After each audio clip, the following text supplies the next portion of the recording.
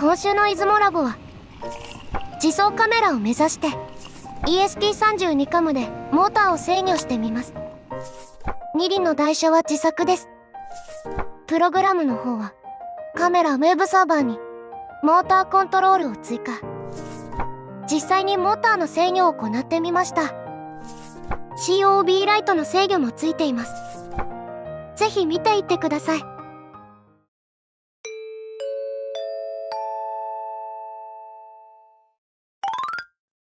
こんにちはったらこんにちは。出雲です。初見の方ははじめまして。そうでない方はご無沙汰です。皆様お元気ですか？前回 ESP32 カムのカメラウェブサーバーから LED を PWM でコントロールしてみました。皆さん知ってますか？ PWM が出せればモーターをコントロールできるんですよ。というわけで、今週はカメラウェブサーバーからモーターをコントロールしてみました。サムネに書いているので皆様よくお分かりかと思いますが、自走カメラを目指しています。FPS ゲームとかに出てくるあれですね。こういうやつ。で、車輪を動かすにあたって GPIO を1チャンネルずつの操作だとすごく動かしづらいので、左右の動輪をまとめて操作できるようにコントロールを追加しました。まずはそこから見てください。これがコントロールを追加した画面。フォワードを押すと GPIO12 と13、バックで GPIO14 と15、レフトで GPIO12 と15、ライトで GPIO13 と14がオンになります。そしてこれがスピードのスライダー。GPIO のデューティーを0から255で調整。スライダーに連動してオンしている GPIO のデューティーが動きます。こんな動き。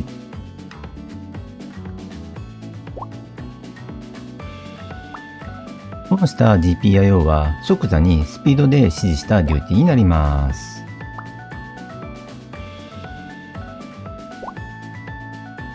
では実際にどんな動きをするか見てみましょう。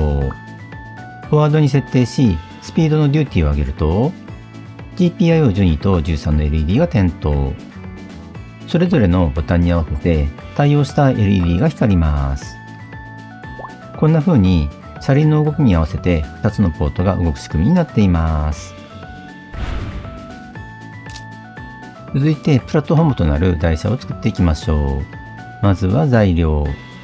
メインとなるのはモーターホイールキットとモータードライバー。フレームの木の板は昔ダイソーで購入。裏側には車体が旋回できるようにボールローラーを取り付け。今回の動力部はこれ。お値段も手頃。両面テープをつけて仮止めした後、ホットボンドで固定しました。モータードライバーもホットボンドで固定した後、配線をネジ止めしていきます。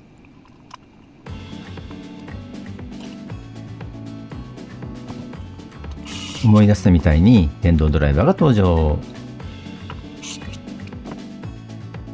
めっちゃシンプルですが、今回の組み立てはここまで。わかりにくいですが、こっちが前になります。次に ESP32 カムとつないでいきます。回路図はこんな感じ。ジャンパーワイヤーでつなぎました。早速操作してみましょう。カメラオン。いらないメニューはしまって、フォワードを押して、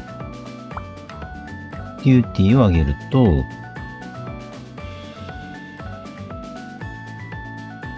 タイヤが回り出しました。前進です。止めて、バック。止めて、レフト。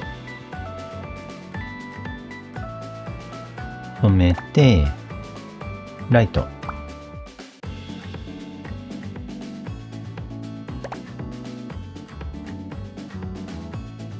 COB ライトのコントロールもできます。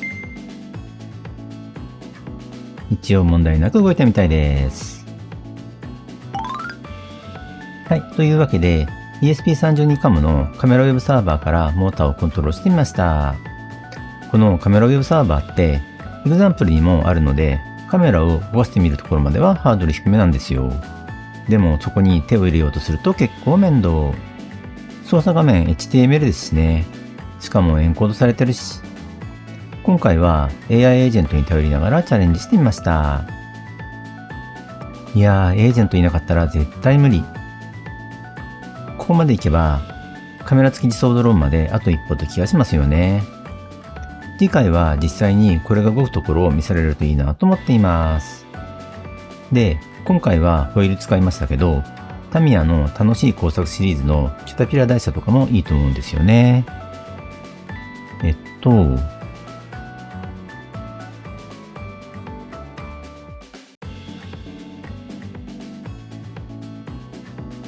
これ。